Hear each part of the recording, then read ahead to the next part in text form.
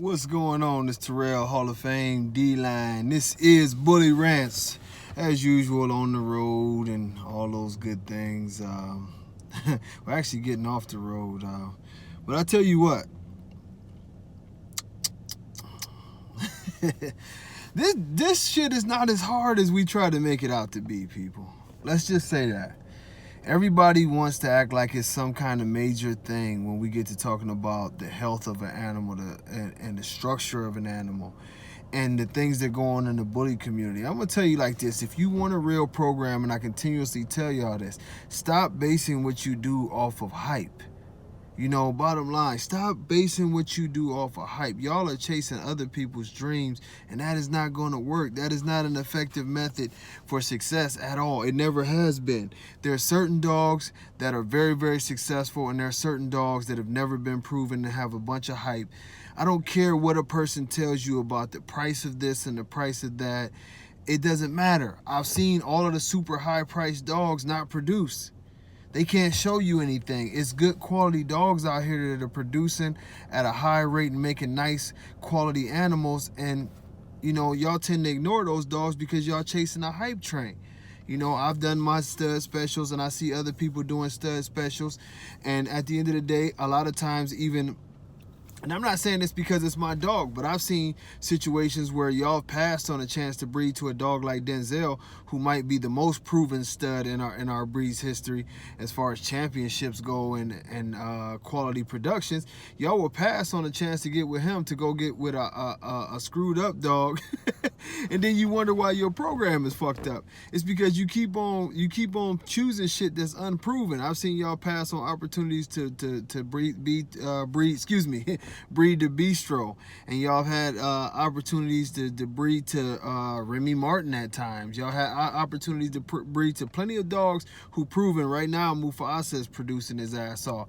Y'all breed to these hype dogs and think because you paid a large price that means something. And I've seen all these kennels for year after year after year after year not be able to produce a good dog. Y'all pay for that bullshit, and then y'all wonder why y'all programs are going nowhere, and these same kennels continue to kick everybody's ass every year.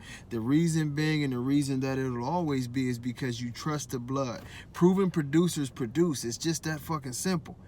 I don't give a damn about all the hype of this or that. And I'm not going to name those dogs. I'm not going to give them no shine. But we've seen plenty of dogs with tons of hype, tons of bullshit behind them, and they never, ever produce a dog.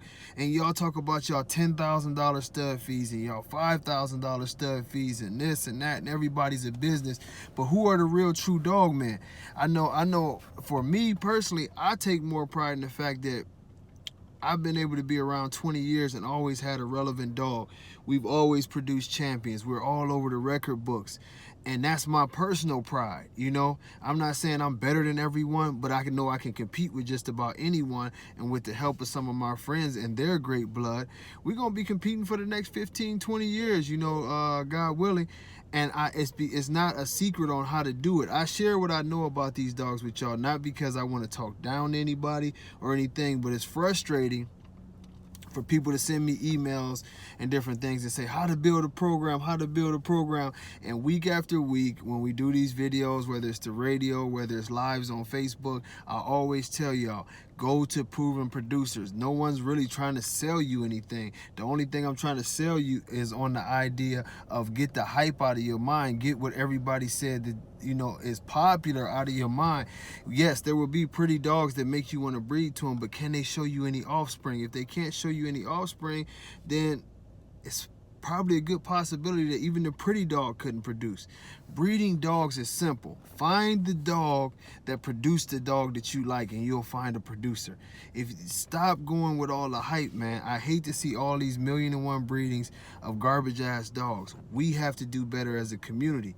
If you accepting flaws and you accept beat up dogs and all this, that's on you. But I'm telling you, a new day is coming, and we going back to the old school to where your dog has to be clean. We're not accepting kinks and bad bites and bad movement. That's garbage shit. Y'all want to bring up the ABKC, I mean not the ABKC, but the AKC and being on that level. Well, I tell you, the first step to being on that level is making a dog that's on that level. And it's not this garbage that y'all been breeding and been pushing.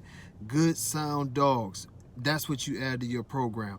Generation after generation. You look at the grandma, you look at her mama, you look at his daddy, you look at this and that, and you find out, do you have a strong pedigree of good producing strong dogs? It doesn't happen overnight. You have to do a little bit of research and a little bit of work. But if you want to get your program on point, start doing research and get away from the hype. There are plenty of good dogs out there that can do it, and some of them might not be the big names, but I tell you one thing, I'll show y'all better than I can tell you, because we're going to keep on producing.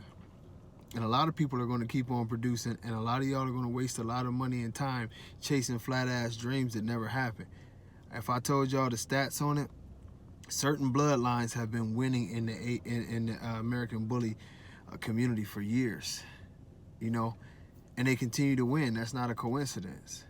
It's not a coincidence for my own line that Hallie was the first ever ABKC champion, Denzel is the first ever BBCR, UBKC champion, ABKC champion, 2010 Nationals champion. His son is the first ever dog to win 3 grand championships after he was the first one to win 3 championships. He was the first CBR championship. That's all from one family. Do you think this shit is coincidence? This is genetics. Genetics is what we're here to do. I can tell y'all about the Excalibur blood and how Excalibur blood has been strong now for 20 years, basically.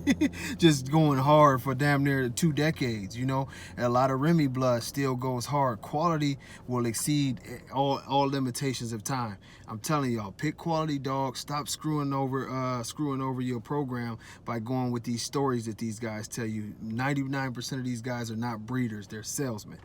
Anyway, man, that's my rant. These people done got on my nerves with this shit. I'm gonna come back with some better stuff later on. God bless all y'all. Peace.